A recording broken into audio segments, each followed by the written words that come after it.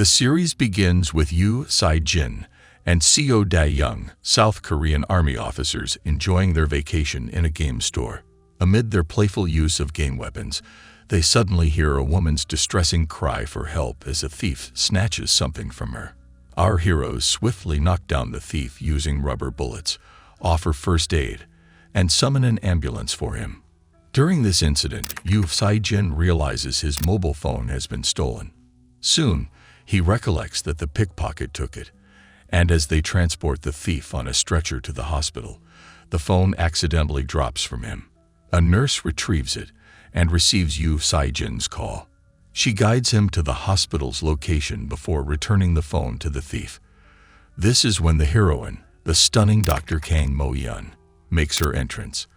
After the required medical examination, the hospital requests admission fees. Kim Gi-byum, the pickpocket, offers his mobile phone to guarantee he won't flee and then proceeds to the bathroom. Later, Yoo Si-jin and his friend Seo arrive at the hospital to reclaim the phone. When they contact the doctor, she questions if they are the patient's guardians. Yoo Si-jin clarifies that he's there for his mobile. Their gazes lock in mutual admiration for a brief moment.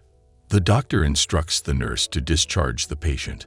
Upon learning that the patient has escaped, Seo urges Yoo Si-jin to hit the road to catch the escape before going any further. On their way, they stumble upon the pickpocket being accosted by a gang demanding money from him. Seo waves his wallet and challenges anyone who dares to take the money to step forward.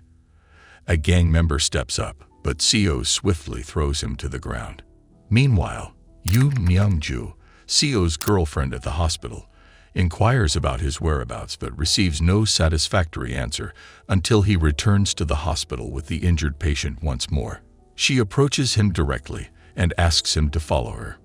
In a flirtatious conversation, Yoo Si-jin and Dr. Kang engage in a talk while she tends to the patient. She requests the assistant nurse to continue the treatment. He catches up with her and she expresses her suspicion, mentioning her intention to inform the police. In a clever move, he takes the mobile phone from her, explaining they are on leave from the army, and involving the police could cause issues for them. Regarding Yoon, she blames Seo for neglecting her. He insists it's not negligence, but a change of heart, and thus they should part ways. He turns away, but she addresses him by his designation, Master Sergeant Seo, making him turn back and salute her in a military manner. She questions his audacity in ignoring his seniors. Yoo Si-jin observes the situation and rebukes her actions, urging her to provide proof of their identity to the doctor, or else she'd have to report them to the police. In her emotional outburst, Yoon states that the two are runaway soldiers and she must involve the police. Dr. Kang insists they follow her and suggests checking security camera recordings to verify their identities. Upon viewing the recordings, Kang is impressed by their combat skills, reacting as if she's watching an action movie. Afterward, she regrets the misunderstanding from her side and notices a wound on his waist. She cleans it and changes the bandage.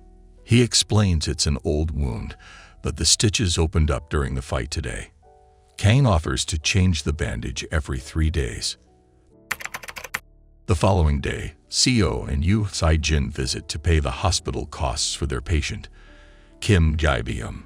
He apologizes to them and assures them he will never steal again. Meanwhile, they spot Kang rushing with a patient on a stretcher to the operating room. The operation lasts for 8 hours. Yoo Si-jin waits for a while, but eventually returns home. Dr. Kang calls him to check on him. The next day, while waiting in the hospital, Yoo Si-jin watches a hostage kidnapping incident on a television screen. He calls Seo to join the battalion for this operation and contacts Kang, informing her he's on the hospital rooftop. There, they see a helicopter approaching. Kang initially thinks it's for a patient, but Yoo Si-jin clarifies it's for the operation he'll be part of. He promises to make up for their meeting when he returns. As he boards the helicopter, he gazes at her as if it's a farewell look. She responds by saying she'll wait for him, and he takes off. Kang faces challenges of her own. Despite earning the highest rank on her application for the professorship, she is filled with anxiety. Dr. Kim Eun-ji, who came second, is a formidable competitor due to her dependency on her father's prestige and financial resources. Dr. Kim ends up performing a surgery that Kang was supposed to lead, thanks to her connections and background, and Kang is relegated to the role of her assistant. Nevertheless, it becomes evident that Kim is losing control over her hands and nerves during the procedure. The patient's condition takes a turn for the worse, prompting Kang to take swift action to save the patient's life. Following this, Dr. Kim stitches up the incision. Outside the operating room, Kang is furious about Kim's inexperience during such critical moments. However, after her colleague speaks to her, Kang calms down, especially upon learning that her colleague is pregnant and planning to marry her boyfriend soon. As they sit and chat, Kang's friend asks if she has any pictures of Yoo Si-jin, and Kang confesses that all she has are his chest x-rays. In Afghanistan, Yoo Si-jin leads his troops in countering terrorist attacks, successfully rescuing the hostages and defusing the ticking bomb. The operation culminates in victory for the heroes, and they return home safely. After a long day's work, Kang stretches outside the automatic sliding doors of the hospital. Yoo Si-jin enjoys watching her groan and loosen her stiff body. She's hesitant, not wanting to show him her face without makeup, but he finds her even more appealing in her natural beauty. He takes her home, and they share a good meal together before heading to the cinema for a date. Kang expresses her happiness, particularly when at the cinema, and he responds that he's content because he's with a beautiful woman. They laugh and savor each other's company, but his duty calls, and he departs for the base in haste. She receives a call from Director Shim, learning that her application for the professorship has been rejected for the third time. The first time, it was due to her young age. The second time, the professor had already selected his assistant, and now on the third try, Kim, her rival, has secured the position.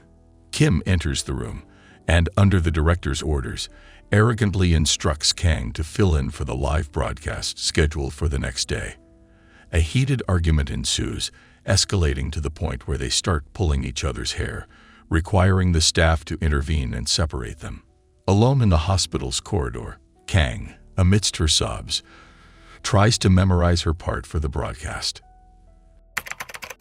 At the base, Yoo Si-jin receives orders from the commander for an 8-month extended leave granted to the Alpha team away from the base in Uruk.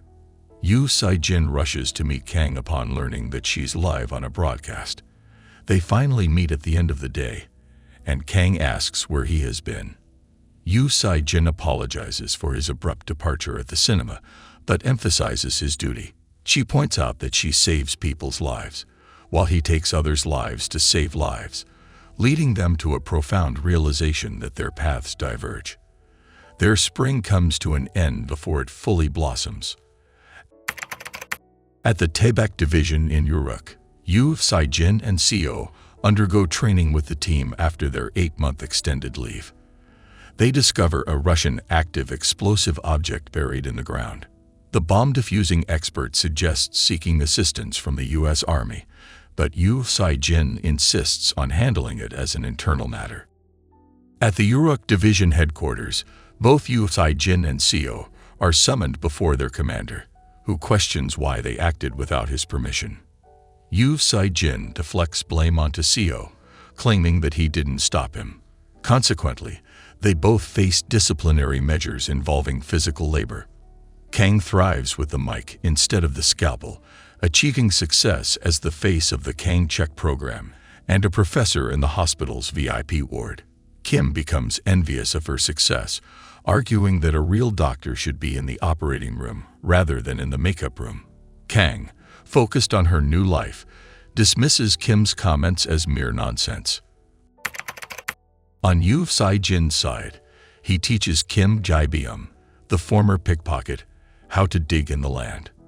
He sustains a few scratches, prompting memories of Kang. They both take a break and head to the cafeteria, where a girl buys a pistol, claiming it's for self-defense. Kang, too, recalls Yu Sai-jin, especially when she's on the rooftop, with their time together flooding her thoughts. It's fate at play once more. When the chairman requests a meeting with Kang in a hotel room, she meets him, but upon learning what he wants, she rejects him. In response, he assigns her as a voluntary team leader on a medical mission to Uruk, coincidentally where Yu Sai-jin's Alpha team is stationed. Upon arriving at the airport, the hospital's chairman calls Kang to reconsider her actions. She loudly tells him that once she's home, she will submit her resignation. Yu Sai-jin arrives to transport them to the camp, passing by Kang as if she doesn't exist. He then informs the medical team that he will be in charge of protecting them.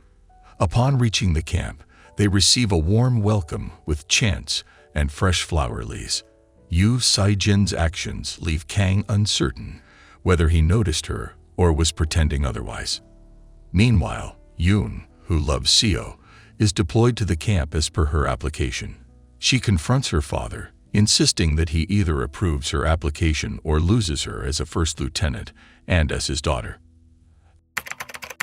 At the boot camp, Kang roams around until she spots kids working behind a fence. She crosses into the restricted area and shares a chocolate bar with one of the children, which prompts the others to request more. Yu Sai-jin intervenes to rescue her. However, she accidentally steps on something, and Yu Sai-jin warns her not to move, claiming she's standing on a landmine. When she learns that he's teasing her, she leaves in a fit of anger and curses.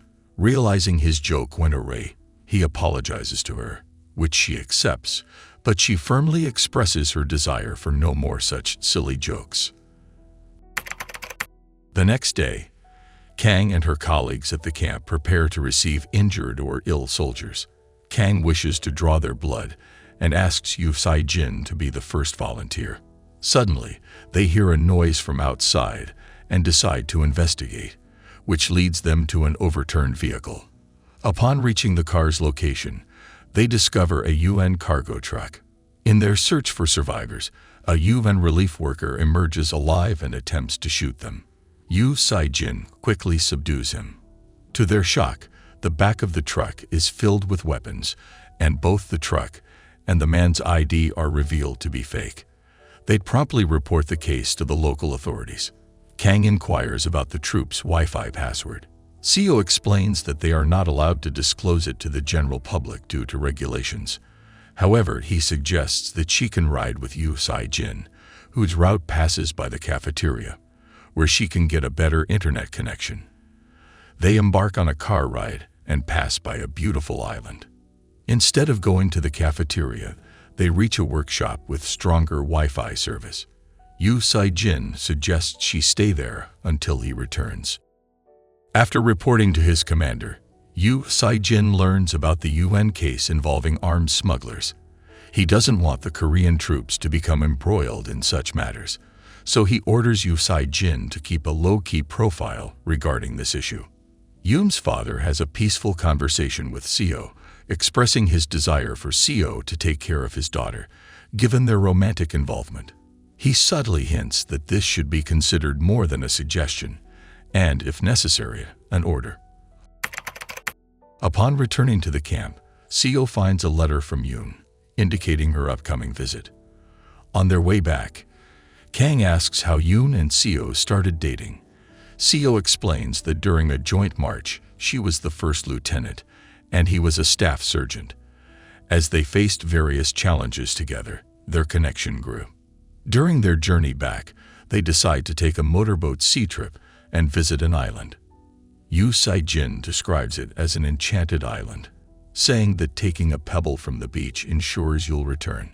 Inside a shipwreck, Yu Sai-jin confesses to Kang that he is enchanted by her love. In response, she mentions her busy life awaiting her once she returns home. Back in the hospital, there's a child suffering from anemia due to malnutrition and lead poisoning.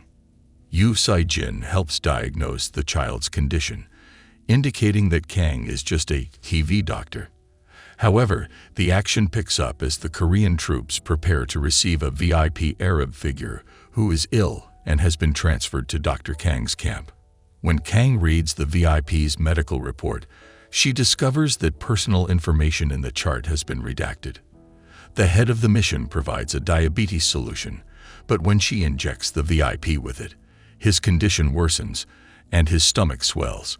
Kang realizes that she can only save him by performing surgery, but the head of the mission refuses, emphasizing that they must follow instructions without interference. The commander contacts Yu Sai-jin, ordering him to comply with the Arab instructions, as they do not want to intervene. They plan to create a cover-up story, blaming the doctor for being unable to save the VIP if he dies. Yu Sai-jin opposes his commander's orders. Meanwhile, the Korean authorities are concerned about the critical situation at the camp and want the chief commander to stop the medical team from taking reckless actions. Kang proceeds with the operation, ultimately succeeding in saving the VIP's life. The chief commander contacts CO and appoints him as the captain of the Alpha team, as Yu Sai-jin disobeyed orders. The commander scolds Yu Sai-jin, claiming he has jeopardized his future.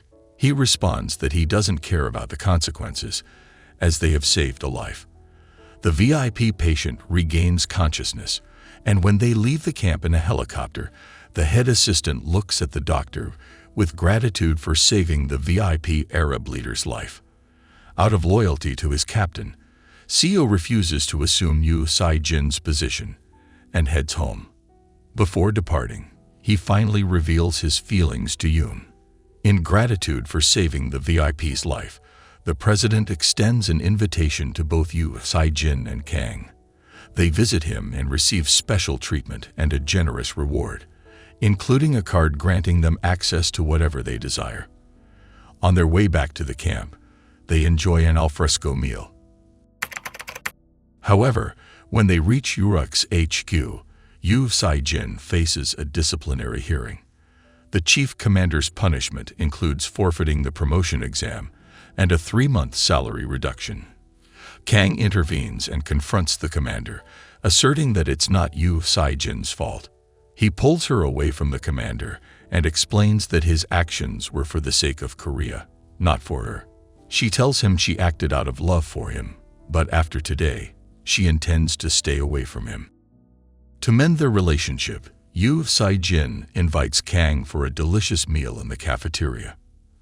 Outside, he encounters the same fake UN relief worker, and during the encounter, he recognizes the gangster's boss, David Argus, a former Delta Force captain who chose a criminal path after losing a close friend in a battle.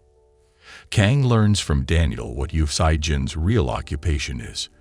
Frustrated, she drives away in haste, and her car speeds down a sloping hill, teetering over the edge, with Kang still inside. Yu Sai-jin calls her, and in no time, he arrives. Both fall into the water, but he rescues her and administers CPR until she regains consciousness. At David's place, they issue a threat to Jin, the owner of an electricity supply company, demanding that he arrange the requested diamonds within a week. On a happier note, they organize a farewell party for Yu Sai-jin at the camp, but Kang is unsettled, especially because he didn't inform her.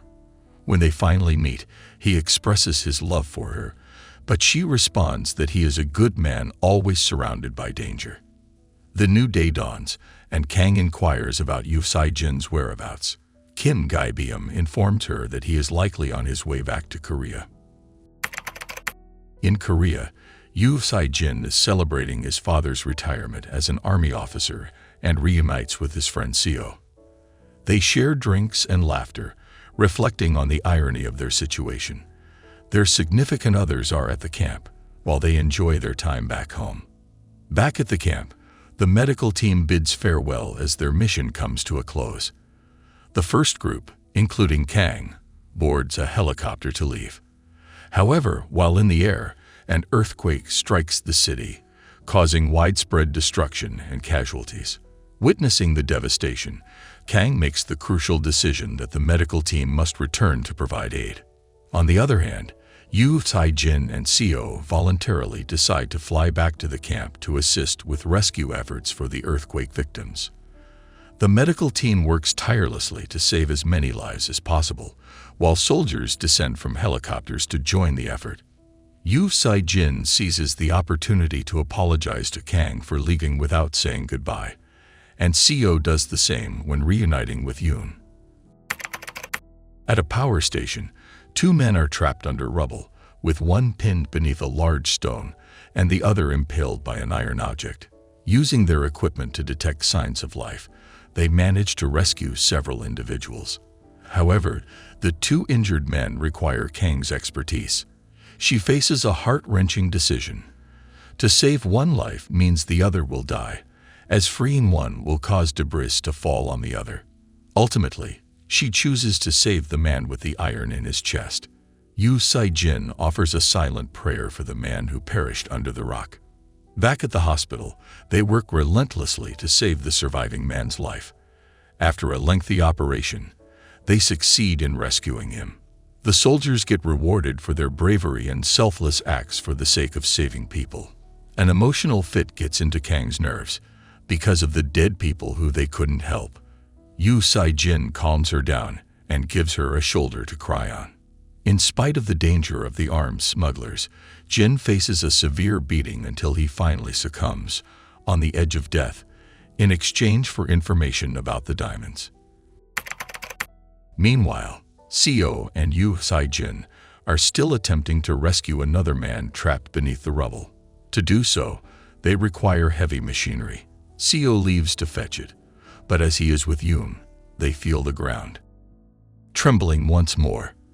The earth crumbles, leaving Yu Sai-jin and the injured man beneath it, leaving them with no apparent way to the surface. It turns out Jin was digging to retrieve the diamonds from beneath his office, and one of the soldiers removes him from the tractor. After some challenging work, they manage to rescue the trapped men and conduct medical checkups on both. Within the medical team, a decision is made to return to Korea. That night, Kang attempts to lift the camp's spirits by asking Daniel to broadcast a song from her recordings.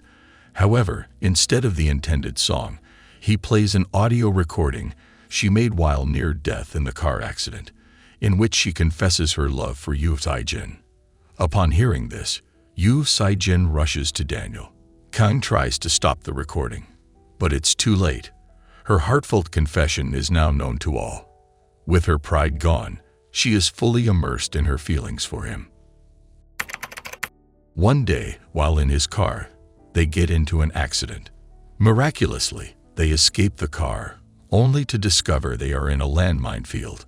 With his expertise, Yu Sai-jin safely navigates them out of danger. They hitchhike their way back to the camp.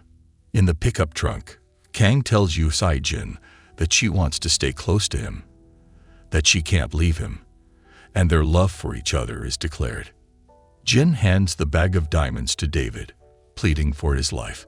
David refrains from killing him, but becomes furious upon discovering the bag is empty, realizing he has been deceived. The scene transitions to the medical team boarding the bus to return to Korea, with Jin among them. The chief commander summons Yu Hai-jin, Seo, and Yoon to his office, expressing concern for his daughter. He questions Yu Sai-jin about his feelings for her, to which he denies any romantic involvement. After dismissing him, the chief commander asks Seo if he loves his daughter. Seo declares his commitment and willingness to marry Yoon. The chief commander agrees to the marriage, but on the condition that Seo leaves the camp and returns to his father's company, to which Seo agrees, bringing great joy to Yoon. In the car, Kang is with the boy who had received treatment at the medical center, and Yu Sai-jin is taking him to his hometown. There, they encounter many children in gangs. Kang crosses paths with David, and a young girl named Fatima shoots him. Despite his pleas for help, Kang adheres to Yu Sai-jin's reminder that it's her duty to save lives.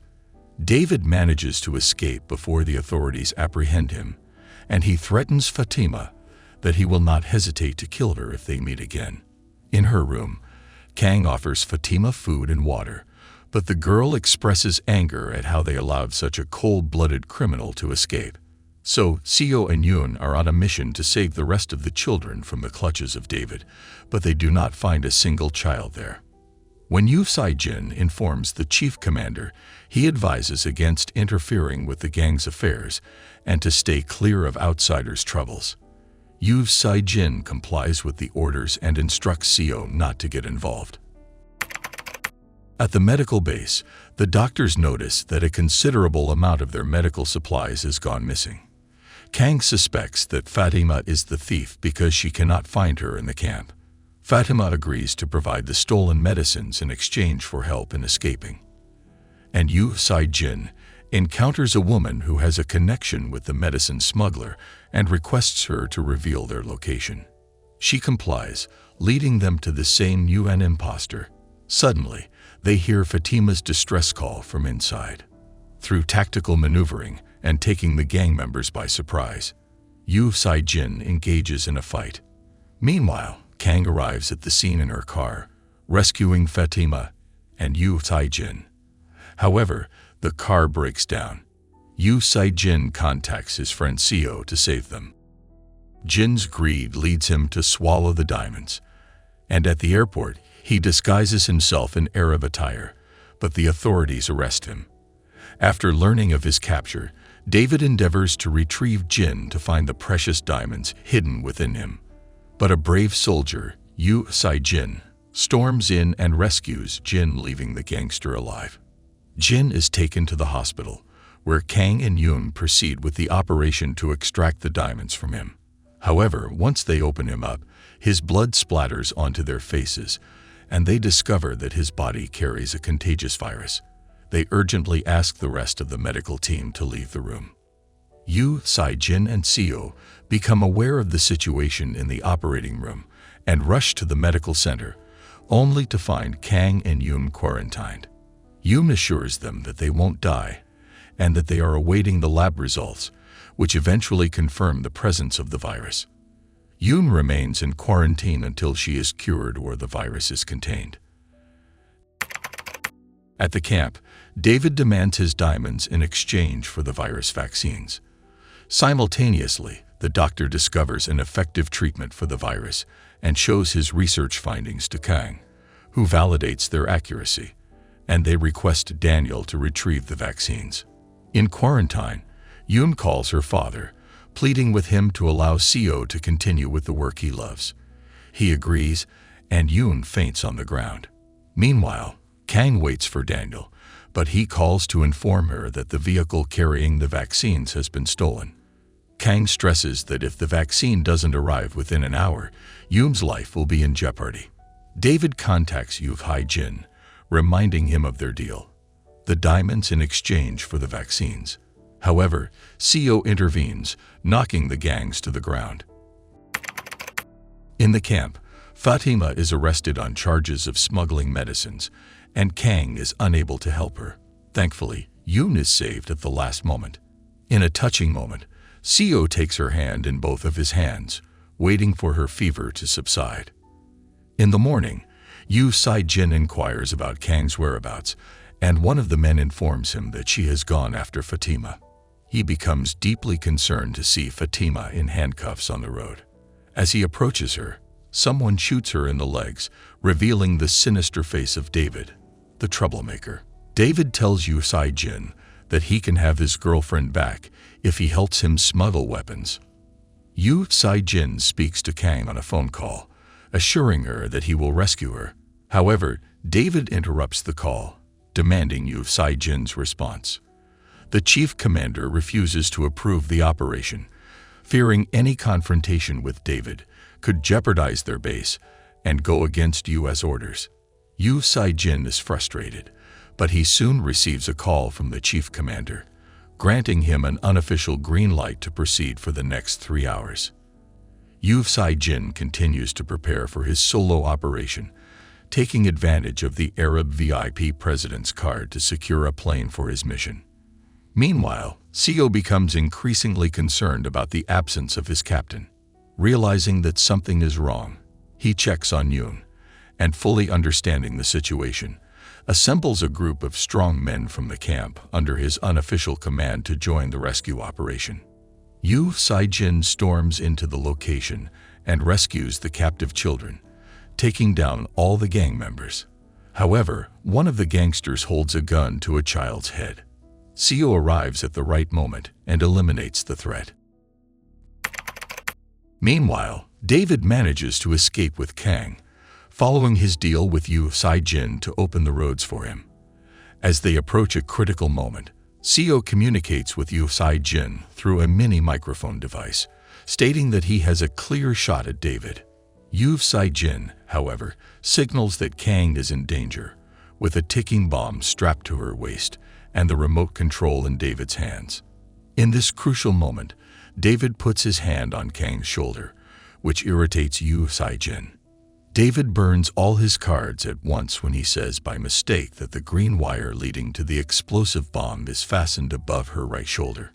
In a fraction of a second, he asks Kang to stand still and he, accurately, shoots the wire. From outside, Seo pours the bullets on the gang, and they unwrap Kang of the ticking bomb. They throw it throughout the window where it explodes, causing no harm to anyone. David is still alive. He picks up the pistol and shoots at Kang. Yu Saijin takes the bullet and Seo shoots David to death. On the helicopter to the base to get the treatment she needs, Kang is about to faint. Yoon learns that her boyfriend came back safely. She hugs him long enough to send us, the viewers, into a long coma. Kang wants to thank Yu Saijin, but she finds him sitting somewhere burning a photo of his friend from the camp, David. Kang says that he hides all sorts of things from her. She wants to leave him this time for real. But what reality are you living in, Dr. Kang?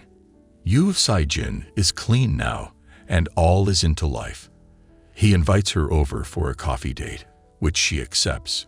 She says she's back to him only for the coffee. Back in the hospital in Korea, the chairman welcomes the heroes with banners, flowers, and rewards. Indeed, life is good.